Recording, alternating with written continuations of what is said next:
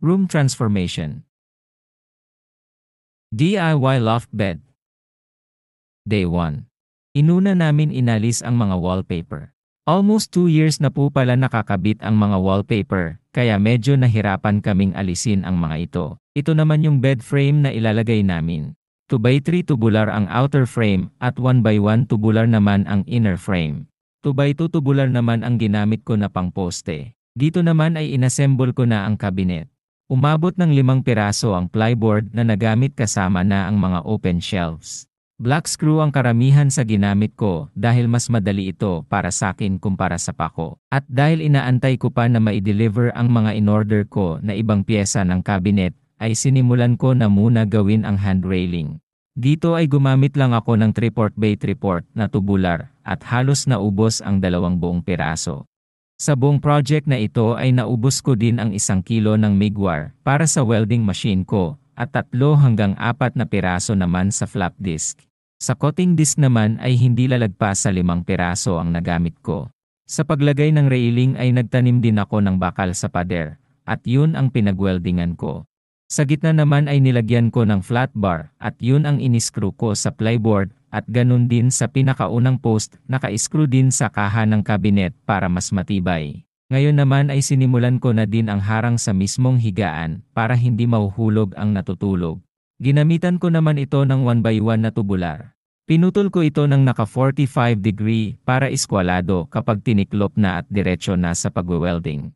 Sa ibang baguhan po na kagaya ko, na gusto malaman ang gamit ko na welding machine ito ay MIG welding machine o metal inert gas.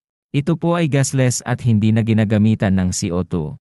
Ito kasi ang nakasanayan ko magsimula nung nagtrabaho ako sa abroad sa paggawaan ng barko. Pero kung stick welding ang meron kayo ay okay din yon.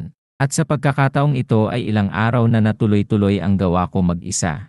Medyo nakakainip din na walang kausap, kaya nagpatulong na ako kay Payworks. Siya nga po pala si Payworks alias PayPay, masipag yan.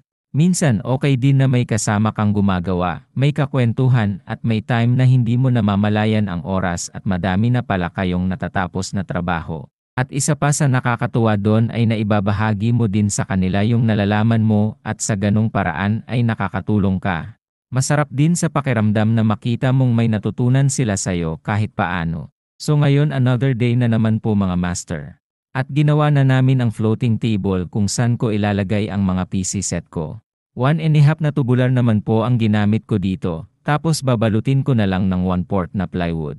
And ito na mga master sa time na to, tapos na ang pagbuo at ready na magpintura.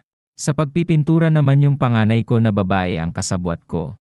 Ilang beses din niya akong sinamahan sa pagpipintura since mahilig siya sa art o pagdodrawing.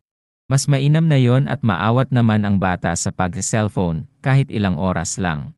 So inuna nga namin ang banyo dito sa master bedroom at sinunod ko na itong drawer na ginawa ko para sa mga laundry.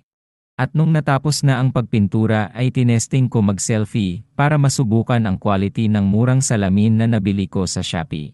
Okay naman. Kaya salamat Shopee.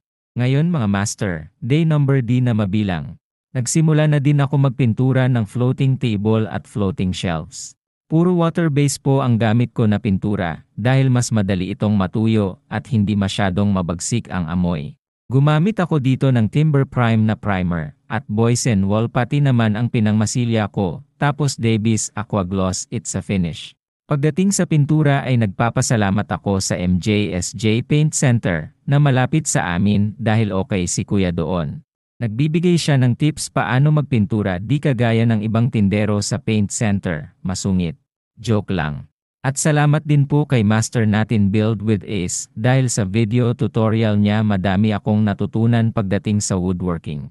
Kung nasyahan ka sa video na to paki-like and share na lang po at paki-follow na din ako for more DIY videos. God bless. Come check this.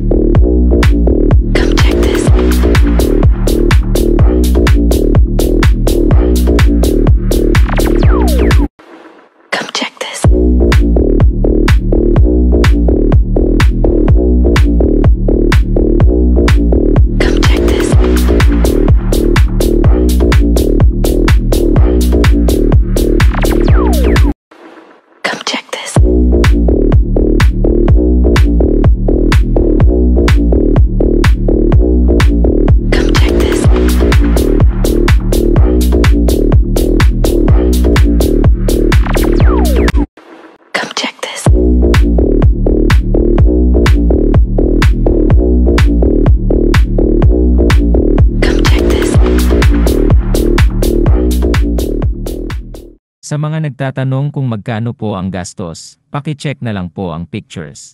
Yan po ay estimated price na lang dahil natapon ko na ang mga resibo.